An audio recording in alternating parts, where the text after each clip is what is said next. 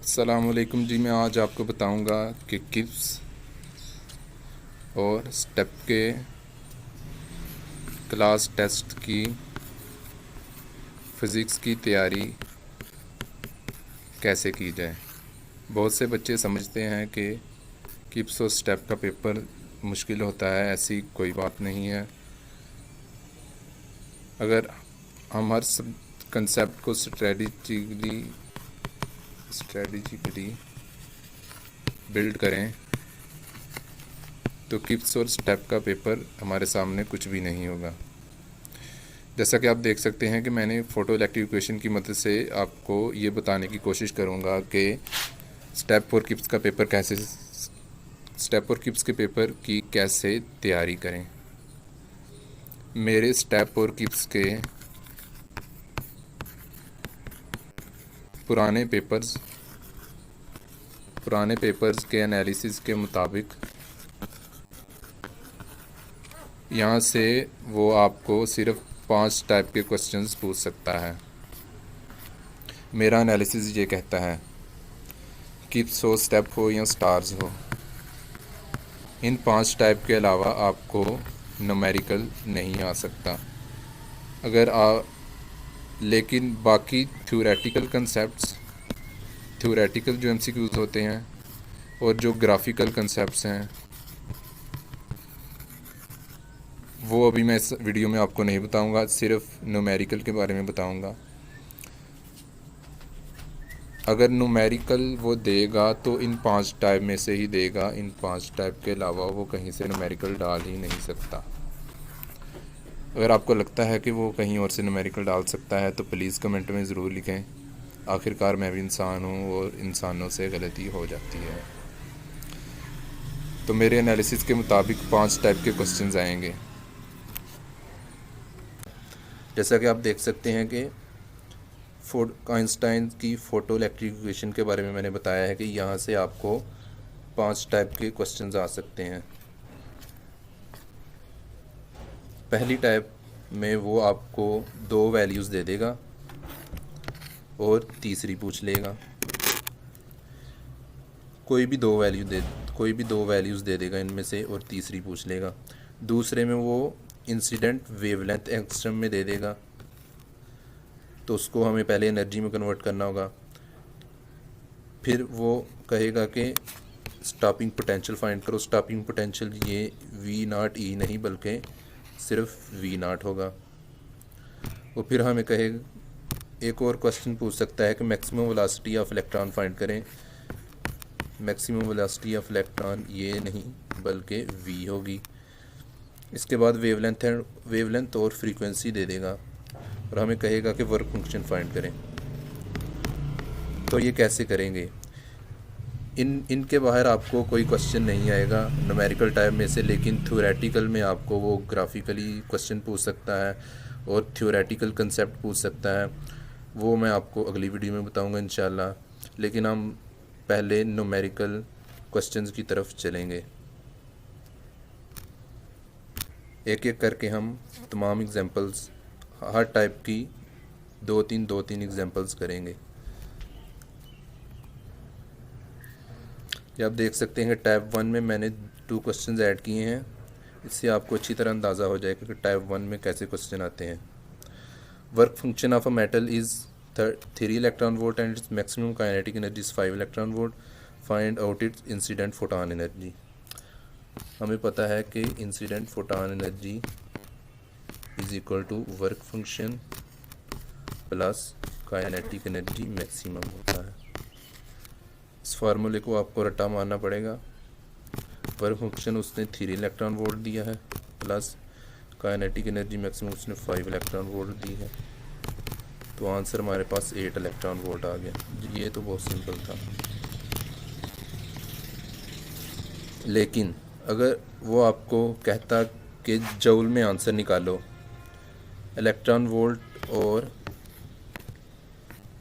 Joule दोनों energy के units हैं। अगर वो जूल कहता तो 8 को 1.6 मल्टीप्लाइड बाई 10⁻⁻19 से मल्टीप्लाई कर देते तो इसका आंसर हमारे पास जूल में आ जाता। जैसे कि उसने पूछा था कि इलेक्ट्रॉन वोल्ट में, तो उसका आंसर इलेक्ट्रॉन वोल्ट होगा। दूसरी एग्जांपल करते हैं। Work function of metal is 3 electron volt and it's incident photon kinetic energy is 5 electron volt. Find out it's. मेरे ख्याल में इसने यहाँ ये गलती से लिख दिया गया है, यहाँ काइनेटिक एनर्जी मैक्सिमम पूछा है। अब इसको कैसे करेंगे, वही formula, kinetic energy incident is equal to work function plus kinetic energy maximum. Work function उसने 3 इलेक्ट्रॉन वोल्ट दिया है, incident photon energy 5 electron volt दी है। हमें ये एक्स फाइंड करना है। 5 माइनस 3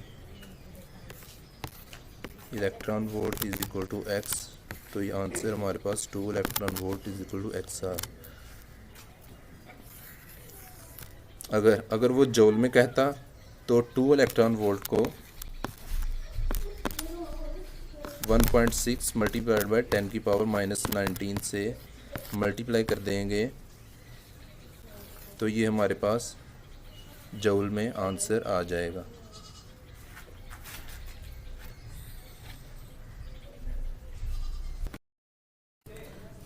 इससे अगले क्वेश्चन पे चलते हैं, उससे आपको अच्छी तरह और समझ आ जाएगी। उसमें भी यही कह रहा है, तो यही फार्मूला लगाएंगे। Kinetic energy incident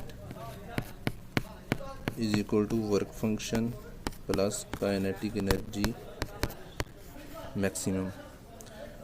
kinetic energy उसने लैम्डा में दी है, तो हम एच सी ओवर लैम्डा लगाएंगे।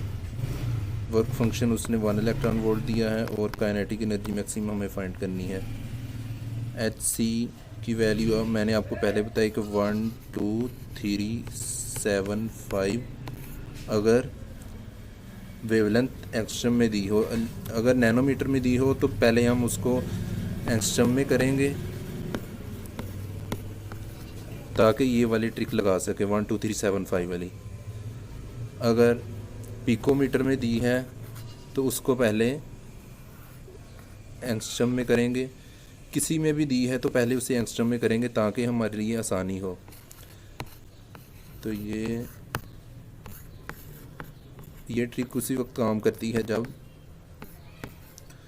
वेवलेंथ एंगस्ट्रम में दी हो। तो ये इसको डिवाइड करेंगे तो ये 2 आ जाएगा, 2 इलेक्ट्रॉन वोल्ट। इसका आंसर जूल में नहीं आएगा, इसका आंसर हमेशा इलेक्ट्रॉन वोल्ट में आएगा 1 2 3 7 5 वाली ट्रिक से। तो ये 1 इलेक्ट्रॉन वोल्ट एक्स हमारे पास आ गया।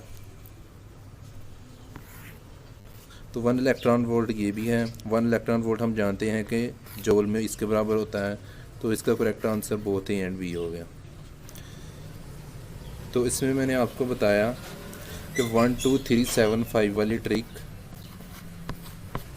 उसी वक्त लगाएंगे जब वेवलेंथ एंगस्ट्रम में दी हो।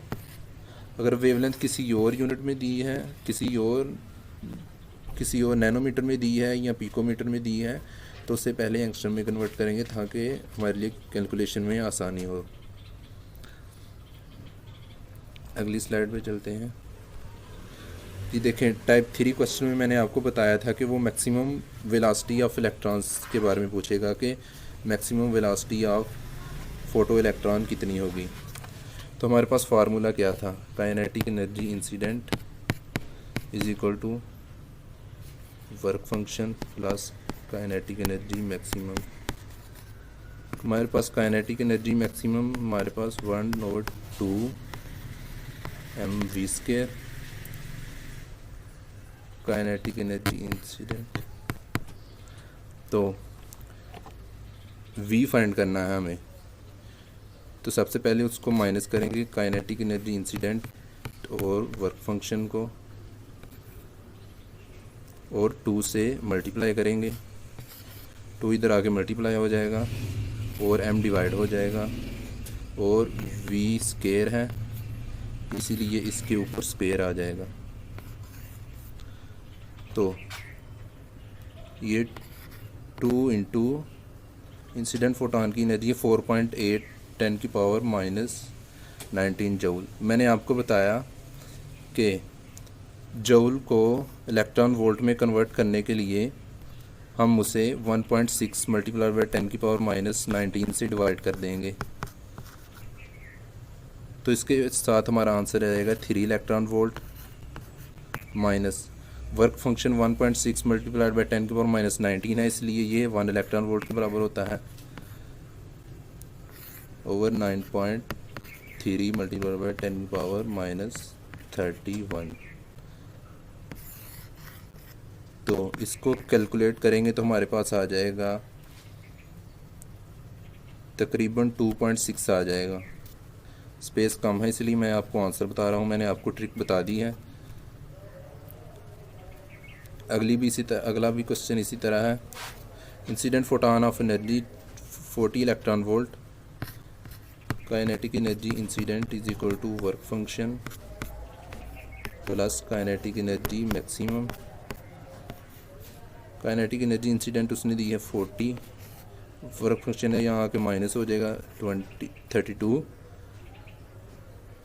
हम जानते हैं कि यहाँ 1/2 mv² रह जाएगा। तो v फाइंड करना है, 2 इधर आके मल्टीप्लाई होगा, 40 माइनस 32 m डिवाइड होगा, और v² है, हमने v फाइंड करना है तो इसका स्क्वायर रूट ले लेंगे। तो ये हमारे पास आ जाएगा 40 माइनस 32 8 2 ज़ा 16 इलेक्ट्रॉन वोल्ट ऊपर आएगा ओवर m। तो हम आंसर देखेंगे कि आंसर किसके मुताबिक है। 16 सिर्फ इसमें से एक ही है, इलेक्ट्रॉन वोल्ट 1.6 × 10⁻⁻19 के बराबर हो गया। तो ये हमारे पास आंसर है। लिहाजा वेलोसिटी को फाइंड करने के लिए एक सादा सा फार्मूला आप जहन में रख सकते हैं कि 2 into kinetic energy incident minus work function over m का अंडर रूट, ये मैक्सिमम वेलोसिटी ऑफ इलेक्ट्रॉन का हमारे पास फार्मूला आ गया। ये हमने डिराइव किया अभी क्वेश्चन करते वक्त। तो आप डायरेक्ट ये फार्मूला लगा सकते हैं या अपनी आसानी के लिए पूरा भी कर सकते हैं। इस फार्मूले को आप स्क्रीनशॉट ले सकते हैं ताकि आपको डायरेक्ट करने में आसानी हो। तीसरी टाइप के क्वेश्चंस ख़त्म हुए, अब हम आगे चलते हैं। टाइप 4 में क्वेश्चन में आपको बताया था कि वो आपको पोटेंशियल फाइंड करने का कहेगा। तो पोटेंशियल कैसे फाइंड करेंगे? स्टॉपिंग पोटेंशियल ऑफ मेटल हमारे पास है kinetic energy incident is equal to work function plus kinetic energy maximum. Kinetic energy maximum हमें पता है कि V0 E के बराबर होती है। काइनेटिक एनर्जी इंसिडेंट, उसने काइनेटिक एनर्जी इंसिडेंट, तो पहले हम नीचे वाला क्वेश्चन करेंगे ताकि आपको समझने में आसानी हो। इंसिडेंट फोटोन ऑफ एनर्जी उसने 10 इलेक्ट्रॉन वोल्ट दी है minus work function 5 electron volt दिया है, और यहाँ V0 E 5 electron volt V0 E stopping potential नहीं है, बल्कि V0 अकेला सिर्फ स्टॉपिंग पोटेंशियल है।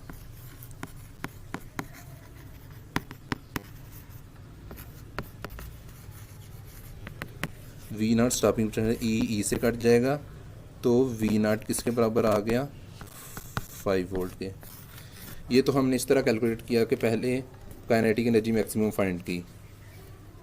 अगर वो आपको काइनेटिक एनर्जी मैक्सिमम पहले ही दे दे तो डायरेक्ट हम कैलकुलेट करेंगे। 5 इलेक्ट्रॉन वोल्ट इसका आंसर आ जाएगा। अब ऊपर वाले क्वेश्चन में देखें कि उसने आपको काइनेटिक एनर्जी मैक्सिमम पहले ही दे दी है। कितनी है? 4 electron volt. Stopping potential V0 find करना है। V0 E kinetic energy maximum V0 E के बराबर होती है। E से कट गया तो V0 आ गया 4 वोल्ट के बराबर। तो ये तो टाइप 4 के क्वेश्चन हो गए। अब टाइप 5 की तरफ चलते हैं।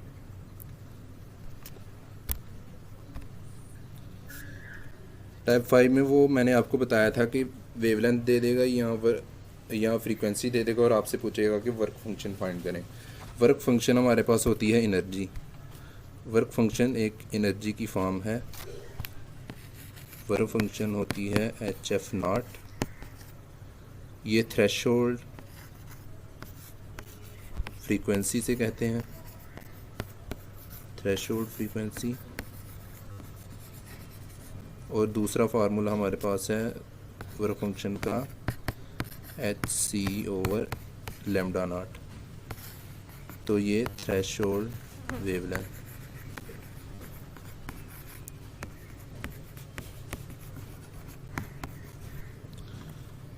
तो इसमें उसने अगर फ्रीक्वेंसी पूछेगा तो ये फार्मूला लगाएंगे, अगर वेवलेंथ दी होगी तो ये फार्मूला लगाएंगे। क्वेश्चन करते हैं। Threshold wavelength of a metal is 12375। Work function हमारे पास होता है HC/λ0। उसने लैम्डा एंगस्ट्रम में दिया है तो हम HC को लिख सकते हैं 12375। ये इससे कट गया है तो क्या आ गया 1 इलेक्ट्रॉन वोल्ट। लेकिन अगर आपसे जूल में पूछ ले तो जूल में क्या होगा, 1 इलेक्ट्रॉन वोल्ट को मल्टीप्लाई कर देंगे 1.6 मल्टीप्लाइड बाई 10⁻⁻19 के साथ मल्टीप्लाई कर देंगे तो ये हमारे पास जूल में आंसर आ जाएगा। वो आपसे जूल में या इलेक्ट्रॉन वोल्ट में पूछेगा, जिस यूनिट में पूछा होगा आप उसी में आंसर देंगे। अगले में वो आपसे पूछ रहा है कि थ्रेशोल्ड फ्रीक्वेंसी F0 दिया है, वर्क फंक्शन फाइंड करना है। मैंने आपको वर्क फंक्शन का फार्मूला बताया HF0। H हमारे पास क्या होता है 6.63 मल्टीप्लाइड बाई 10⁻⁻34। इसको मल्टीप्लाई कर देंगे 1 क्या दी है 1/6.63 मल्टीप्लाइड बाई 10⁻⁻34। तो ये इसको काट देगा, हमारे पास वर्क फंक्शन आ जाएगा। ये देखें, फ्रीक्वेंसी का यूनिट 1/सेकंड और H का यूनिट क्या होता है। H हम जानते हैं कि work function over frequency. H का यूनिट जूल सेकंड होता है। सेकंड से कट गया तो इसका आंसर क्या आएगा, जूल में हमेशा आएगा। HF0 के फार्मूले से हमेशा जूल में आंसर आएगा, इलेक्ट्रॉन वोल्ट में नहीं आएगा। जूल में आंसर आया तो 1 जूल इसका आंसर आएगा। मैंने ऑप्शन में थोड़ी सी गलती कर दी है। 1 जूल इसका आंसर क्या होगा, करेक्ट आंसर क्या होगा 1 जूल। HF0 के फार्मूले से हमेशा जूल में आंसर आएगा। मैं आपको दोबारा बता रहा हूँ, अगर उसने जूल में पूछा है तो आप उसको टिक कर देंगे। अगर जूल में नहीं पूछा, इलेक्ट्रॉन वोल्ट में पूछा है, तो मैंने आपको पहले भी बताया कि जूल को इलेक्ट्रॉन वोल्ट में कन्वर्ट करने के लिए जूल की वैल्यू को 1.6 मल्टीप्लाइड बाई 10⁻⁻19 से डिवाइड कर देंगे। जैसा कि आप देख सकते हैं कि अगर 2 जूल आंसर है किसी का तो इसको इलेक्ट्रॉन वोल्ट में कैसे कन्वर्ट करेंगे, 2 को 1.6 मल्टीप्लाइड बाई 10⁻⁻19 से डिवाइड कर देंगे। लिहाजा मैंने आपसे आज किए हैं।